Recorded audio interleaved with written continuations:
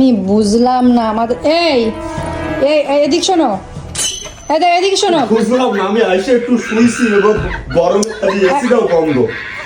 এই এই এই আমাদের যে তোমরা বললে যে যে সূর্য ওঠা দেখতে নিয়ে গেছো, তারপরে বললে তোমরা রুমে যাও, আমি আসতেছি। তা তোমার ব্যাগের ভিতরে কি একেবারে কেমন কালারে কি এটা জুস, এটা জুস রাখাইন পল্লী জুস, একটা জনপ্রিয় জুস। আমি একটা খাইয়ে আইছি।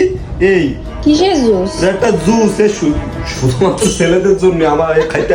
তা ছেলেদের তো বাবা তাহলে বাবারে দিয়েছে একটু। বাপ ছেলে বুড়ো মানুষ, এটা একটা জুস, মানে কি মনে করতো আমার? তুমি কি কি করতো তো?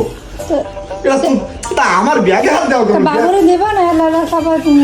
তাই বাবুর তো দেবো, বাবা বাবুর দেবো, কিন্তু দেবো না।